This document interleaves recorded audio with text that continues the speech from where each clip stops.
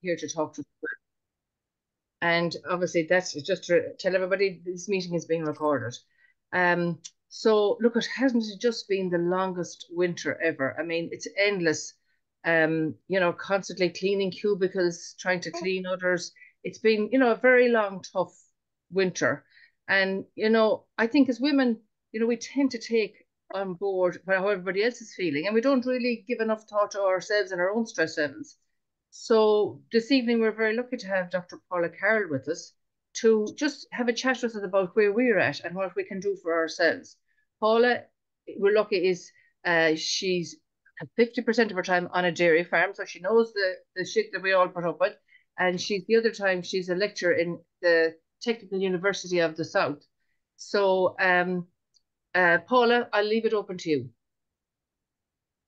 Thanks a million, Mela and Linair and Deirdre. Really, I'm delighted to be here sharing a wee bit of my experience this evening. I'm a Dairy Women Ireland member and have gotten an awful lot from this community. So it's nice to be here this evening to give a little bit back. I think before I say any more, I just want to acknowledge that you got here. And just even to support yourself to be here, I just encourage you to take a breath, just take a moment, take a breath. Well done. You're here. And I suppose if I could just ask you while on the call this evening, just be a little bit mindful, if you can be, of your breathing, because the quality of your breath actually matters.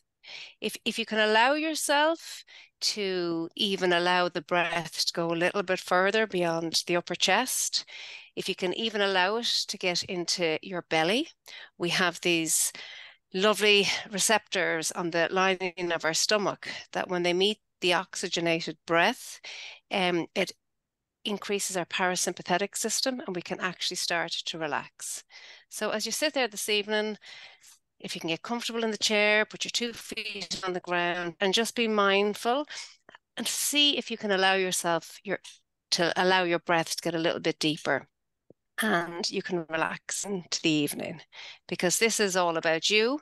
And my hope is that the session will give you an opportunity to maybe increase your awareness around stress in your own life, but also to give you an opportunity to see how you might support yourself in what we all know are really, really challenging times. And again, before I kind of get into it, I just would really like to acknowledge that in our lives, there's so many factors that are outside of our control. I know every one of us are really, really hoping that it will just stop raining.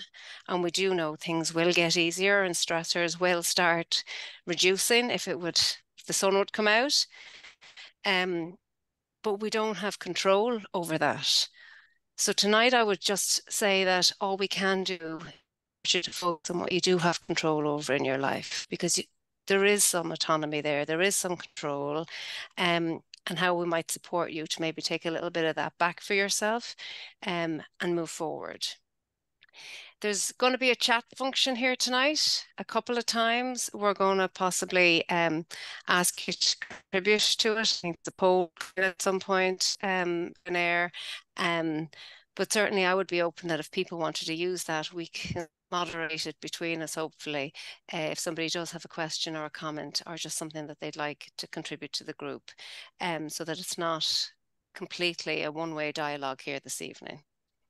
And the last piece I'd like to say before I kick off is I am a huge believer, and there's an awful lot of evidence out there about the value of self-compassion in our lives. We're human beings. We're wonderful, imperfect human beings. We don't always get things right, even if we know there's certain things we should be doing. But that's okay. It's okay. We are okay. So if you could allow yourself to even visualize a massive bucket of self-compassion, and feel free at any time to just dose yourself with it or hop into it, because we all need it. Especially when we're experiencing stressors and maybe not doing things the way we might be doing them for ourselves. And that leads me into the next piece, which is I am going to absolutely douse myself in that bucket of self-compassion, because when I arranged to do this meeting with Mela and Linnea, in the busyness of my own life and the stress that I've been experiencing the last while, I have clashed with something else this evening. So unfortunately, I won't be with you for the full hour, but we've come up with a plan between us. We have adapted. I'm going to be with you for the first half an hour, and Mela and Linnea will facilitate the latter part of the session, and you'll be in excellent hands when I depart. So on that note, thinking of that context, when I reflected on what I might say here this evening, I was really struck by my own experience of doing some coffee mornings that our female discussion groups were doing. And I really got a sense while sitting there as a participant, but also reflecting on some of the evidence in the area of health promotion and social sciences, just how it matters, our gender matters when we are experiencing stressful situations. Um, we take on specific roles, and if you look to the bottom left-hand corner of the slide, the first point is around gender roles. And really what that means is that the moment we're born and we're identified as a female, we learn how to be through the family that we're born into, the society that we're born into, and the institutions within that society.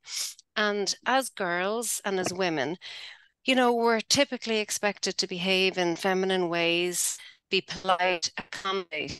And here's the big one for me, really, in all of this, is that we've learned to be the nurturers. And that is generally of everybody. And oftentimes, as a result, people are being put in front of us, and possibly the nurturing of ourselves is sacrificed as a result of that. And then possibly related to this gender role that we can often take on unconsciously, you know, and don't get me wrong, it's not all bad. There's tremendous positives in our role, but it does bring a load for us. And there's now an awful lot of evidence that women tend to carry quite a heavy mental load. And here I have that image of all what I often say are 50,000 thoughts going on in my own head. And the mental load is significant because even in a progressive household where couples split the chores, there's still often one person who ends up doing most of the thinking work, which causes mental load. And it's the invisible labor that women are more likely to engage in that's required to manage the household and the family. So it's like, what are the tasks that have to happen and who is overseeing all of those tasks? The other factor that I think is really relevant is what's starting to be more in the literature, and it's about the emotional load. And it's how we internalize messages of what our role is about and what we should be doing. And again, it adds to and contributes to how we're going to respond to stressful situations and our capacity to cope with those. And the last piece I just want to put up here is, you know, really for any woman who's typically moving past 40 years of age, and especially moving closer to past 45 years of age, perimenopausal and menopausal symptoms will really influence how we react and respond to stressors in our life and our capacity to cope with them. Now, there's a myriad of symptoms that women can experience when going through menopause and perimenopause, but things like anxiety, anger, depression, as well as its impact physically on us, in terms of lack of sleep, will all impact upon how we as women meet such stressors in our life when they come. So there's quite a lot going on for us internally, never mind what happens externally. When we meet spring, we have just met and are still living with. And this is an image that I found while preparing this of a farmer in Wexford going through their fields. So when we have all of these environmental factors that are going on at the moment, coupled with our internal, what I'm calling the female factors, it can be a tremendous amount of stress. But really what we're talking about is distress. Okay. The other piece I just want to say here is just about the farming culture, because we're not living in isolation. We're living as part of a farm community, a farming household.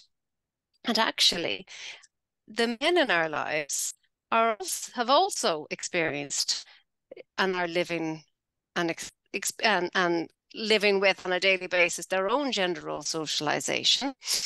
And we know from the evidence in Ireland that this particular industry that is farming in Ireland has to have more stereotypical or traditional gender roles for assigned men and women. And we know as well that ever before this crisis, the men that we're living and working with are experiencing some of the poorest health conditions in Ireland, and more men are dying on farms in Ireland as a result of suicide than accidents or injuries or other things that might happen on a farm. So when I was chatting to Mela and to Linaire in preparation for this evening, I kind of called this the perfect storm. And I didn't really want to put up the imagery of that. You get lots of George Clooney.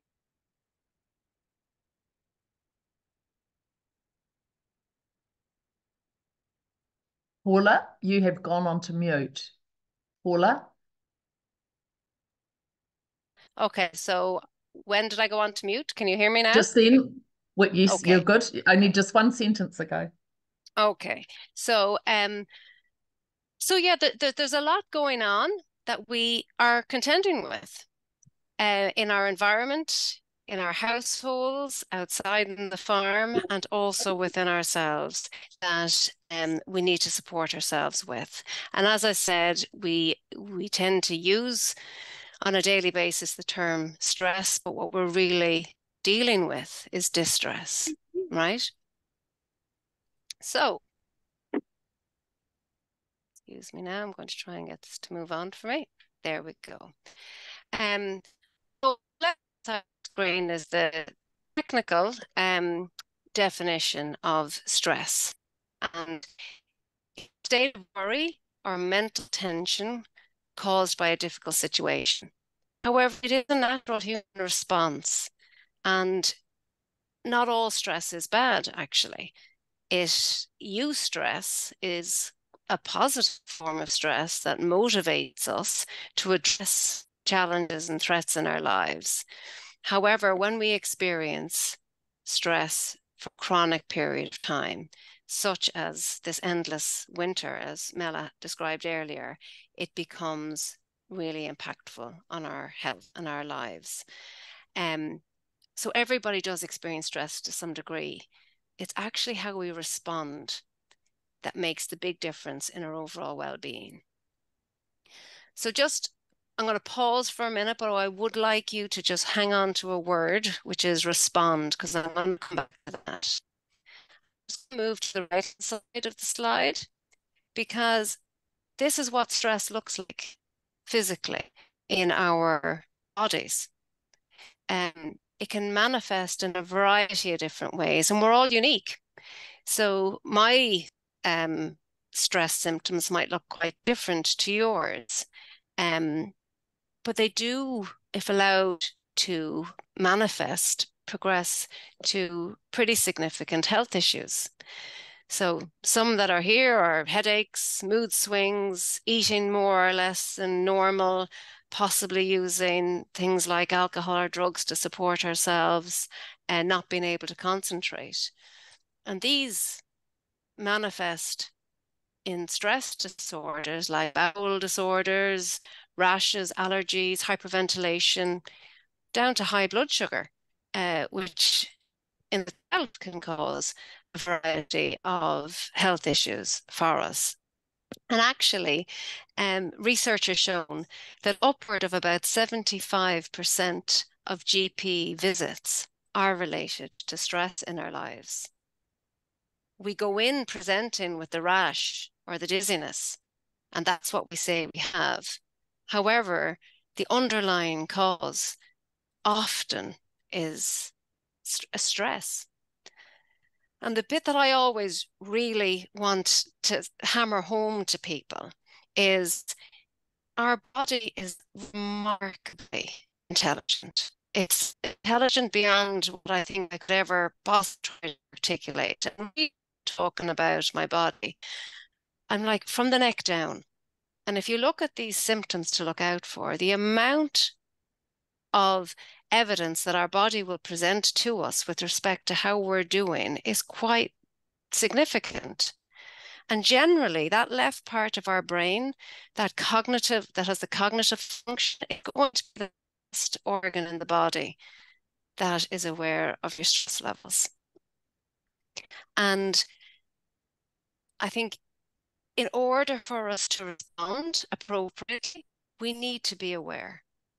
Otherwise, we're not in a position to actually look after ourselves.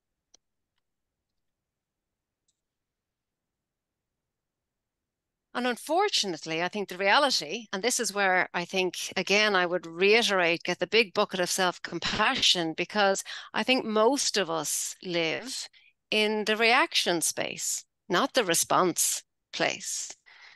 When we react, and it happens and we react to it.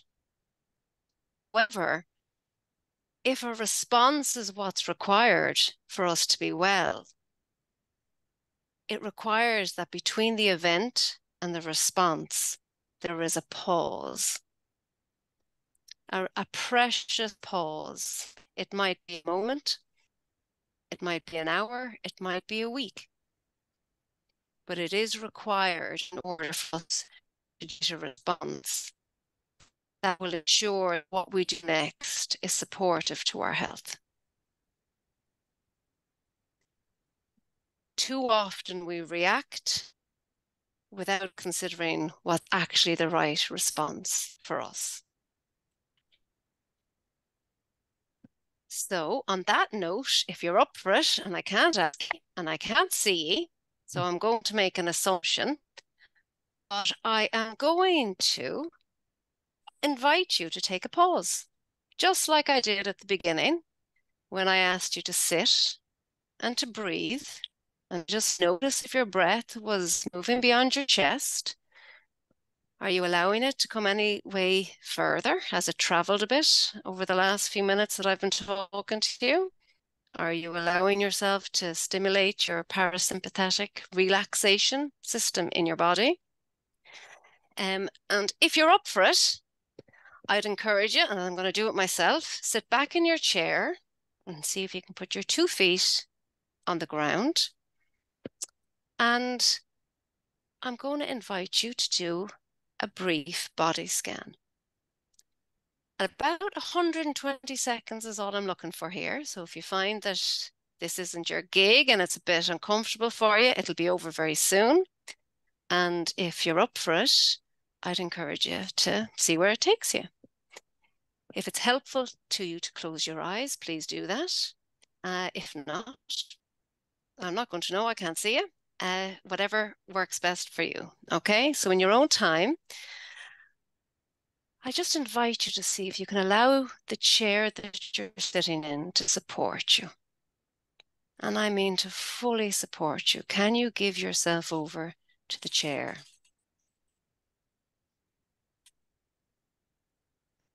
And just take about 3 breaths and consciously try and bring each sequential breath a little bit further down into the pit of your belly. You don't have to limit your breathing in and out of the nose or in and out of the mouth. Whatever is right for you is what you're invited to do here this evening.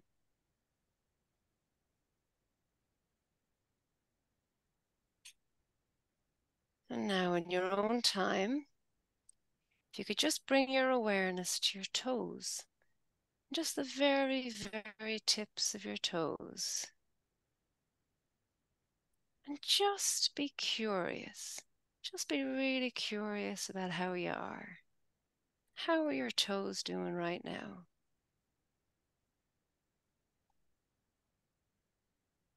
And very slowly, just bring that same curiosity and observation to the soles of your feet.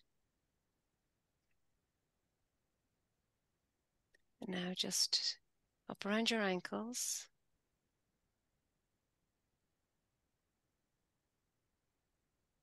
And up your shins. And to your calves. See if you can just allow yourself to be that curious, naive observer of yourself. And we're going to hang out at the knees for a second and just see how you're getting on with your breath.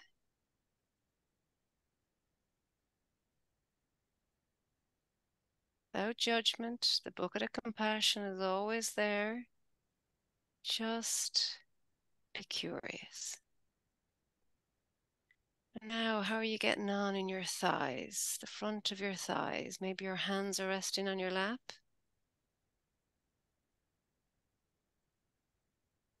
And how about the backs of your thighs as they meet this chair?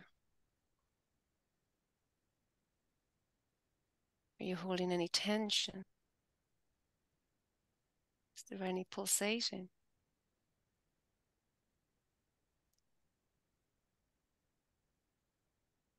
And now just move gently to your lower back.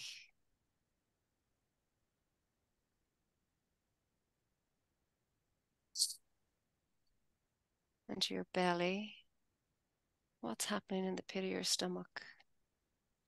And in all of those lower abdominal muscles.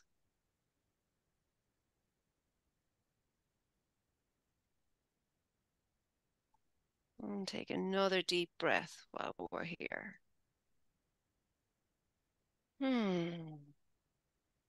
Now traverse very slowly up your spine until you get up to your shoulders. Take it at your own pace.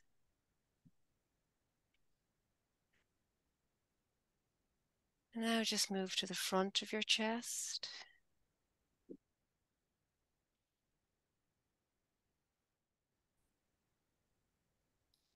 If you're up for it, if you were to give voice to your shoulders, what might they say to you?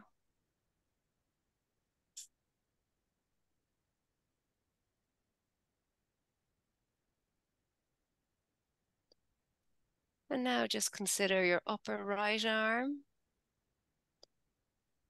and your elbow and your lower right arm. And now move slowly all the way to your tips of your fingers on your right hand.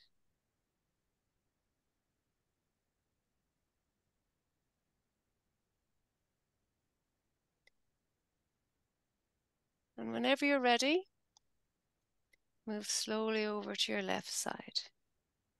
Again, starting with your upper arm to your elbow, to the front or your left forearm, down through your wrist, your left hand, into the tips of your left fingers.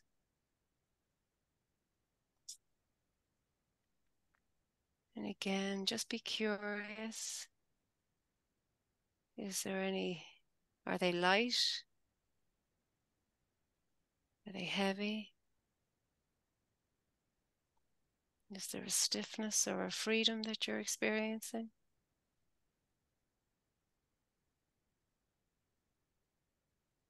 And now let's move up to your jawline.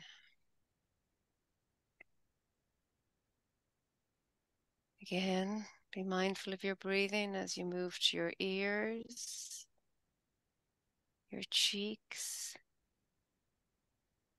your forehead.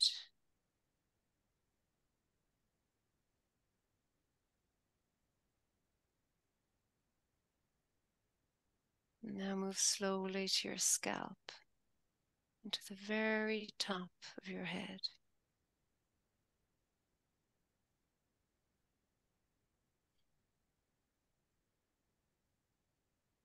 And breathe.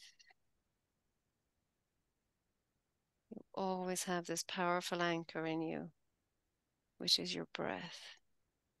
And the deeper you can allow your breath to go, the steadier you will be.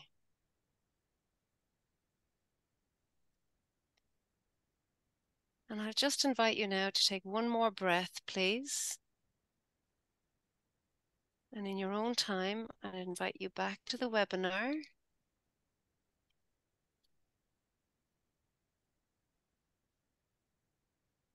And I would just ask for you to maybe know for yourself, again, with this massive bucket of compassion, how are you doing right now?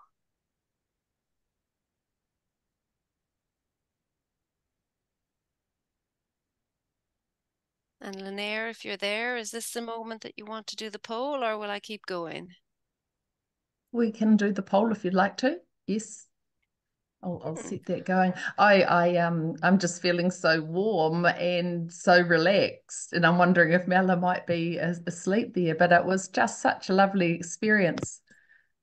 Well, I'm just thinking, when you said, what would the shoulders be saying to us, straight away jumped out of me, only half filled those buckets of milk for the calves. That's what my shoulders said anyway, you know? And Beautiful. I just can't say this enough, the wisdom, the absolute wisdom that resides in our bodies. And yet we tend to think that all our intelligence is up there in one particular part of our brain. And we just don't allow ourselves to access the wisdom and the intelligence that is literally from the top of our head to the tips of our toes. And in about, I think I actually went 180 seconds there, if you don't mind. So it didn't take long, still didn't take long to get to the warm place where your body is capable of communicating with you. And it's Paula always there will for move you, on. ladies and gentlemen. We will move Pardon, on the Linaire? polls. The Yep, poll with our brilliant. current settings, the poll's not activated. Okay, absolutely fine. No bother. That's the way it's meant to be. So I just want to move on to this. So I suppose that's the piece where I hope there's a little bit of awareness for yourself about where you're at. And I love this imagery of wells. A student of mine did a workshop a number of years ago on stress and came up with these wells of resources.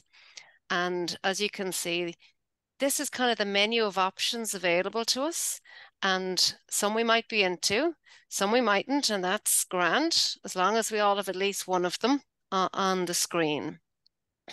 So the first is, that more reflective meditative space. And I suppose the body scan I just did with you would be there. There could be journaling, there could be a number of different activities that might be available to you in that well.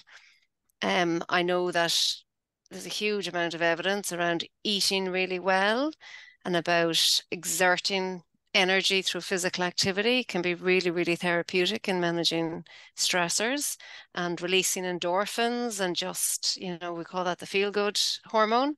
And without even saying a word, you can come back from a fantastic workout, even in the rain, and feel better once the heart rate has gotten up and those endorphins have been released. And we do all have passions and hobbies. There is life beyond the farm, and there are things that we can lose ourselves in.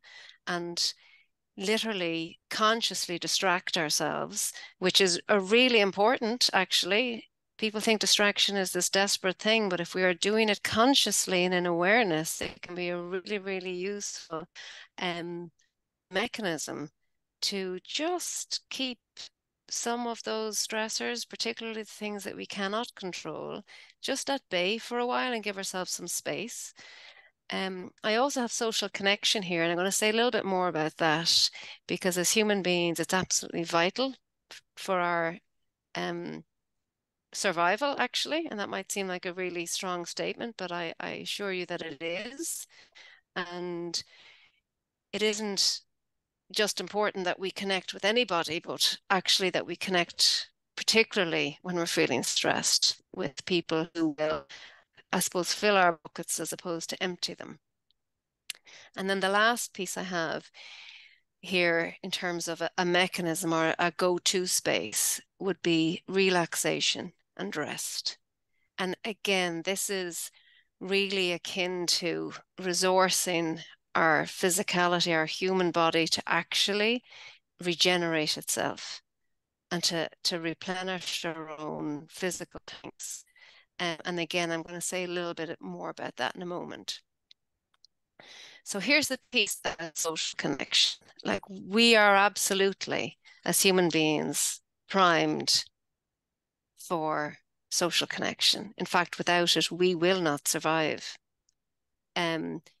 So loneliness, and it is something that more and more people are experiencing, and it can be quite prevalent amongst the farming community by virtue of long days, often for too many in isolation. And it's a subjective feeling that we experience less of a connection that we need, even if we're actually surrounded by other people. So it is about that connection. You know, it's not about saying, how are you? I'm grand. You know, it's actually about making a connection with another human being. And people are always surprised with this next point, just how influential loneliness is in our morbidity and in our mortality. So much so that in the UK, they've actually appointed a minister for loneliness, because we now have there's a huge body of evidence to say that insufficient social relationships represent an equivalent mortality risk of smoking just under 15 cigarettes a day. And it exceeds many other well-known risk factors, such as inactivity, obesity, and excess alcohol consumption. And it's particularly negatively impactful on emotional and cognitive processes and outcomes. And, you know, is highly related to poor mental health and suicide. Social isolation, they're often referred to synonymously, but they are actually two different things. Isolation then is the physical state of being alone and having no one with whom you can confide. But actually, people can still be very lonely when surrounded by people. And we don't need many people in our lives with whom we can connect. It goes back to this tribe piece, finding your tribe and making sure you reach out to your tribe. And I think that's a really useful question. I suppose I'm going to say it. It's really useful. I'm asking it, but it's a really useful thing for you to just know for yourself. Well, who are my tribe? Who are these people? So when you are experiencing stress, who are the individuals that you should be reaching out to and just saying, yeah, this is where I'm at? Because they might support you to fill your buckets. And the other piece I want to speak to is sleep. My kids hate me for this, but sleep and rest is so important for us. Again, oodles of evidence to say that poor sleep quality and insufficient sleep are associated with early mortality and cardiovascular disease. Specifically, it aids the building of plaque between the neurons in the brain, and we know that it is a factor in Alzheimer's disease. Also, mental health issues such as depression, some forms of cancer. And yeah, sleep habits for a variety of reasons, such as we eat more when we're tired or we make poor choices when we're tired. Also, increase our likelihood of being overweight or obese. And yeah, sleep is absolutely massive in terms of increasing our susceptibility to stressors and reducing our coping mechanisms when stressed. And there is a whole plethora of information you can find about sleep hygiene practices. So things like having and developing a sleep routine. And I think particularly for farmers, this is why night cavers can be so important during this time, because these are the individuals who will offer the farmer an opportunity to get a decent night's sleep. And in order to do that, you've got to consider your sleep environment. You have to reduce your screen time at least an hour before you're attempting to try to sleep. Avoid eating large portions of fatty foods close to sleep. Reduce your stress. Perhaps try a body scan or something else that might work for you. Limit your caffeine and possibly do some activity that will actually burn off some of that energy and help you sleep. So as I said, my children hate me for this because I keep trying to insist that they sleep, but there is actually quite a bit of evidence out there that women report poorer sleep. It might be related to this mental and emotional load that we're carrying. I don't know, but it is definitely something that I think as women we need to really consider. So I will be signing off in a moment and leaving in the hands of these two fantastic women here. But I just wanted to kind of finish up just by saying that I think as women that we can be really hard on ourselves and say we must go out and we must be great, rather than just saying what we might say to another human being is, just give it a go. Any step forward is fantastic. It doesn't matter. Forward is forward. So what I'd invite you to do now, and I don't know if the chat function or what's working and what isn't in there, is just to maybe reflect, take another moment or two, go to your breath for a moment and just think about what you've met in the last little while that I've been speaking. What wells might appeal to you? Who are the individuals in your life with whom you can connect? And what might you be able to do for yourself to support you in these stressful times?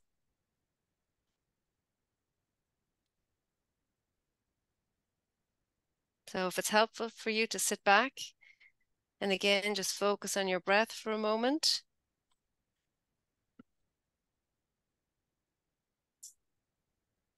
And then if you're there, I might sign off at this stage. Paula. Thank you, Paula. Thank you. Thank you sincerely very much. We really appreciate that. Thank you. Very welcome. I think I have sharing to leave. Goodbye, everybody. Bye. Just while you're thinking there, what stress you've had in the last while and how you deal with it. I know definitely this weather crisis, what I have coped with is, it will pass. The weather will take up eventually.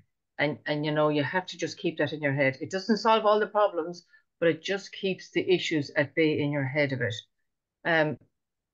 For me, long term, I keep a diary of the stress factors.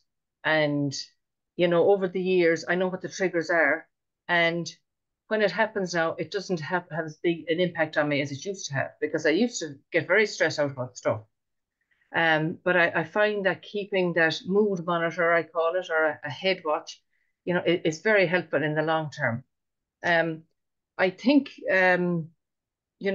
what Paula said there about sleep, we have so many bad habits, and bad habits are so easy to get into that, it's nearly equally as good to create good habits. I think the most important good habits we need to have is around sleep. And definitely, I know I'm guilty of not, of bringing having the phone beside the bed for an alarm. And then you'll say, just to unwind after the day, you just go on Twitter and see what's happening and who's doing this, that, and the other. And that only adds to the problem, really. For me, to get into a better sleep routine, I think, would solve a lot of issues. Um, the fact that she said there that 75% of GP visits are stress related. Wow. I mean, that's that's news to me. That's huge. Um, so have any other of you, what do you understand your own triggers? What, makes you stressed? Have you any mechanisms to cope? What's your well for digging into? Um, I think, as farmers, can be very isolated. And, if you just step outside your own farm gate, you realize, nearly every other farmer is going through exactly the same weather conditions as we all have. And that stress that, even going to a farm event like today at the grass meeting, it was great to meet other farmers who were literally in the same boat, pardon the pun. So getting outside your own, four ditches is a good help, I think as well. You know, um, as you said, they're like loaded us. Is they possibly the equivalent of 15 cigarettes a day? The damage does to your health. Like, wow, that's amazing statistic as well. But as farmers, we tend to, you know, um, maybe not share all the things that are bothering us. And, I think social media too. Um, there's a lot of people on social media who are perfect farmers and, who maybe makes the rest of us feel bad. I think maybe we need to share the shit a bit more and say what's going wrong for us too. And if people are more, open about, the problems, and not just carry them themselves. If they shared their problems, a problem shared is a problem had. It's a very old proverb, you know. Um, Linnea, have you any stress busters? Any tips about how you manage stress? Look, I recognize for me getting out for a walk, like I can feel quite, mainly tired, would be the thing I'd say rather than feeling a stress over it, but the stress of not being able to. I like to get high standards of achievement and finish tasks. So We know. when I get under that, I really realize just stop and put those shoes on before I even think about it and get out the door for a walk. And sometimes I feel I say to my husband, "Will you take me for a walk?" Like I need a dog being taken for a walk. And once I've walked the first, it might be a half an hour walk, and once I've walked the first 10 minutes, things calm down. But it's just for me, put those shoes on and go.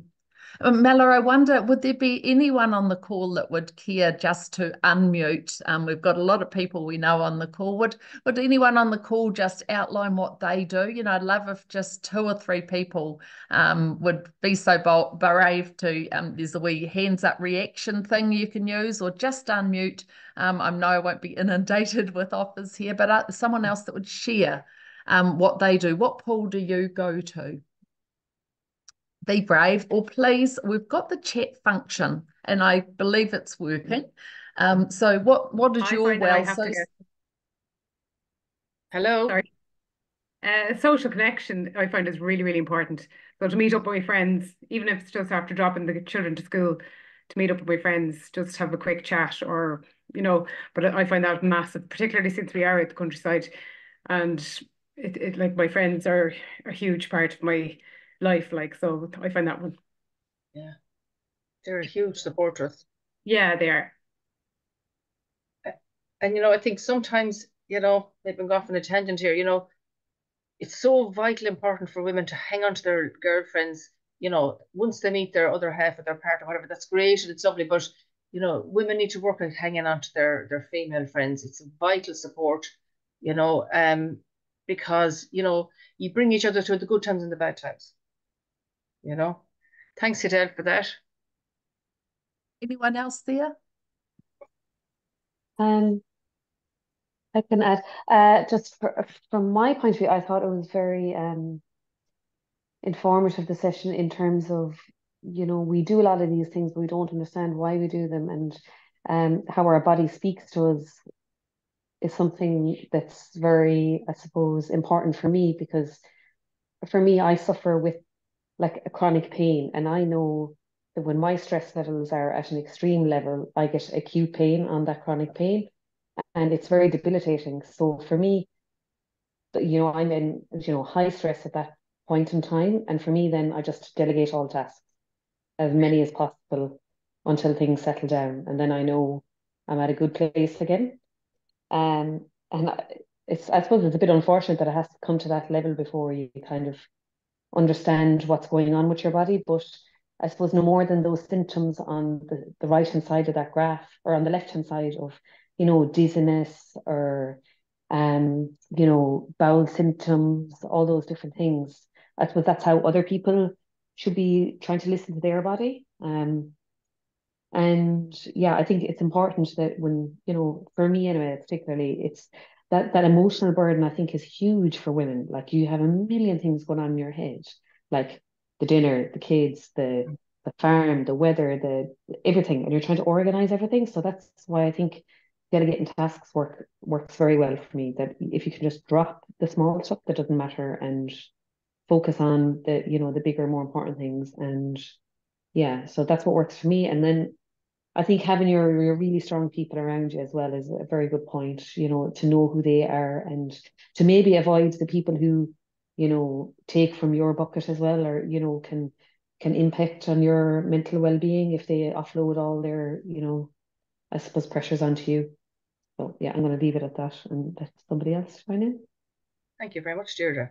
Thank you. And just that point there, and as women, we take on everybody else's problems as well. We're in the middle and we're concerned about everybody else. Our partners, our kids, our parents, our grandparents, our employees. Like, we take on everybody else's issues as well. I think that's kind of, as she said earlier, that's gender matters. We do take on those issues. Thanks, Deirdre. Lucy, did you unmute to share something there?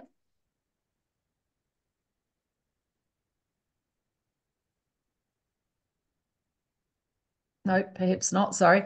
I think when Mel are just going through some of the practical things, one of the things I have the pleasure of being involved with 2 ladies groups, and one of the biggest changes I've seen is the license to have a nanny, or the license to bring in a housekeeper. So when we first started the group, people were talking, we talked about how to get organised, and people were talking about things they did to streamline. And it's sort of, you sometimes feel bad if you've got a housekeeper or a nanny or something, and that's become a norm, an acceptable thing. So things like having assistants, even somebody was talking about they employ someone during the spring period, someone who's got a few staff members, and they provide a daily meal for their team of staff. Someone else was speaking about just how they cook a batch of meals. So, a bit like I've just had a nephew have a brand new baby, and they cook batches of meals, doing those sorts of practical things that can help alleviate the tight points. But what do you do, Mela, for sort of streamlining things?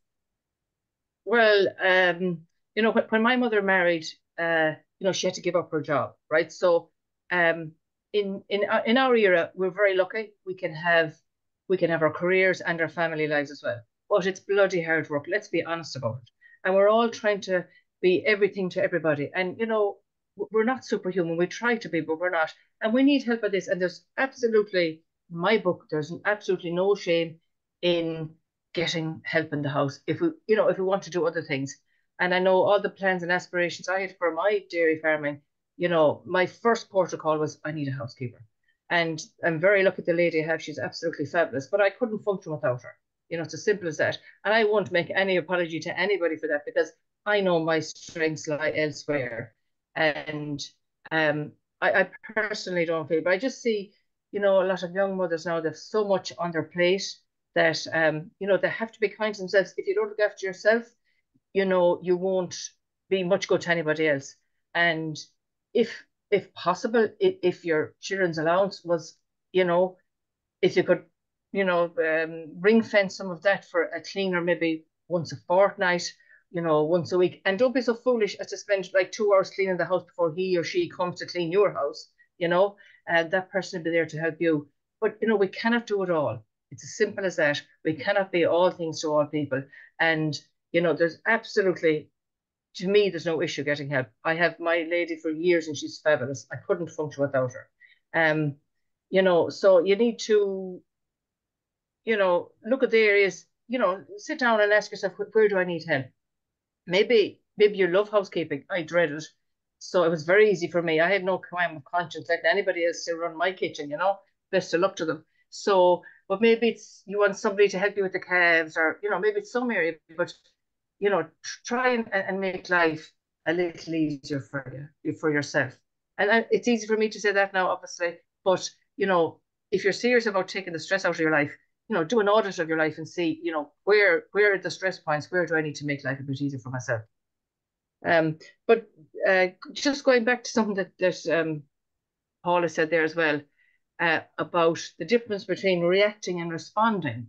Like, when I came back this evening, I'd been away at the grass walks in Roscommon, and it was a great day there. And, my husband was up to 90 with something that happened during the day. I think that's been going on for a while. And he wanted to react there and then. And I said, look, we'll sleep on it overnight and we'll do something about it. Let's not just react straight away off the head, because he was really annoyed or frustrated at something that happened. So we're going to respond tomorrow. Now, I'm not fully sure how we're going to respond to that situation tomorrow, but we're taking time to think about it. So, if you could just pull yourself back from saying or doing something when you're really wound up and revved up, that's a good thing. And I suppose the sleep is the best thing that we can do for ourselves, is get into a good sleep routine and give ourselves that chance, and our minds and our bodies to rest and recover, And definitely, I think the phones absolutely are, a menace, especially at bedtime, So Mela, I've just popped that screen back up with the wells, and I love that analogy. I've been using that since we talked to Paula about our preparation. What well can you dip into? So I've just put the screen back up, looking at the well, and we'll ask every person on this call to identify one thing from investing your time in this call that you'll take on and do. What well will you dip into? I loved our bucket of compassion. That was fabulous. So Mela, may I be as bold to ask yourself what well, and just we'll get everyone, we'll bring the call to a close in a moment. We'll get everyone to think, what one thing for yourself will you dip into? For me, and then we'll get people to please be brave and put that on the chat. The one thing you're going to focus on yourself, and we'll get you to put it, every single person on the call, to put that into chat. What are you going to focus on in the next week that you dip into? And for me, what's really stood out is the sleep. For me, I'm really going to focus on the sleep factor and habits. So straight away, after talking to Paula in preparation, I've changed the lighting on my computer to a night light at a certain time, and also I've set some time boundaries around using my phone. Mela, what are you going to do? Okay, so I'm going to plug my phone outside the bedroom and let the alarm go out in the landing, and I'll have to bounce out of bed in the morning to turn it off. So that's my plan. Fantastic. Could we ask everybody to put into chat? Can we, if you could look down the bottom of the screen, you'll find the icons. And if you could pop into chat, it may have gone to the top. If you could pop into chat, and thank you. We've got one person there. There's over 30 on the call, so I'd love to hear just one or two words, please. Just pop them in there. What are you going to focus on? I thought it was interesting there as well. That body scan, I'd say for 90% of us, that 3 or 4 minutes was the first 3 or 4 minutes of peace and quiet and calm and thinking of ourselves that we've had in the last 3 months. I'd say I'm fairly safe to say that. And, our bodies, that level of hype and stress that we've been through, like, it's hard going on our bodies, And I used to find before that, it's only when the calving, the lambing was over, adrenaline keeps you going for those 3 months. And then after that, that's when you get a flu or a bad head cold or something. So it does take its toll on your body. Oh, God gracious. Okay. Lovely. So we've got a lot of comments coming in. Thank you. And I won't put names against them. Just so with the evenings lengthening, I'm going to get back into gardening and my hobbies. rest and relaxation, hobbies, garden, reduce screen time in the evening, and more Pilates. Relaxation and rest, the phone off well in advance. As a mother of a newborn and a toddler, sleep, hobbies. I've crocheted through this meeting, fabulous, and an app called Fabulous, which is helping me put self-care as part of my daily routine. Thank you for sharing that. So if anyone's looking, Fabulous is something that people can use.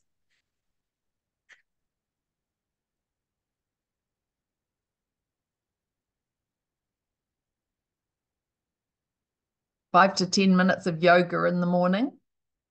Time with my girlfriends with a night out. I fall asleep on the couch and then go to bed at 3 a.m.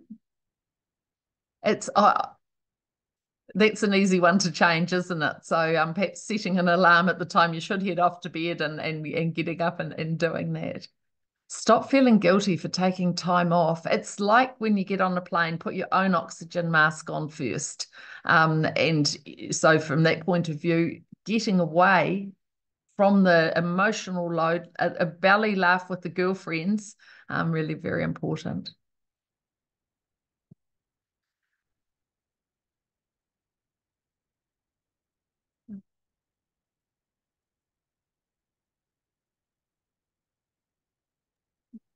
And just, Linnea, just a reminder there that Paula said as well, but the males have their own gender matters as well, they look at life completely different, very different the way that we look at it, and they have their own stuff that they're carrying around as well that they just maybe are even less inclined to talk about than we are. Lovely. Mela, so let's bring the evening to a close. And I'll leave you to that, Mela. Okay. Look, we hope, myself and Deirdre and Linnea and Paula, we hope that, if nothing else, you've had, the 3 or 4 minutes of the body scan just to sit and be quiet and just to think about where you're at. Even that much itself is something that we haven't been able to do recently. And, we have up on screen here now contact numbers. If, is there anybody feeling that some issues we've brought up tonight, if they feel that they need more support, there's a list of different services and supports that are available there on screen at the minute.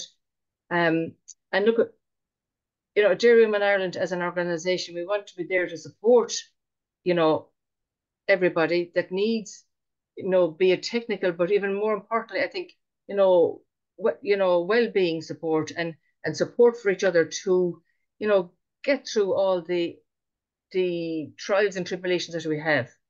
There's none of, we're not professionals, but we have the listening ear and we care. And I think I just want to say thank you to everybody for taking the time out. The fact that you did make time out, is a step in the right direction. I hope you'll all take away something, even one simple thing, even if you only do the body scan every day for those 3 minutes, something for yourself, and don't be ashamed to do that. It's vital, because we can't look after everybody else if we don't look after ourselves. I want to thank Deirdre for hosting the meeting and doing all the technical stuff. I want to thank Linnea for her support, and I want to thank Paula for taking time out from her busy schedule as well to be there for us all. And thank you, good night, and take care of yourselves. Bye. Thank you, Mela. Good night, everybody. Hopefully I've got there the slides, Mela, about the grass management walk. We great place to come along to meet other ladies. You might be an expert in grass management, but come out for the chat and the crack. So you'll see those dates coming up there as well. Thank you everyone for joining us. Thanks, good evening. Bye.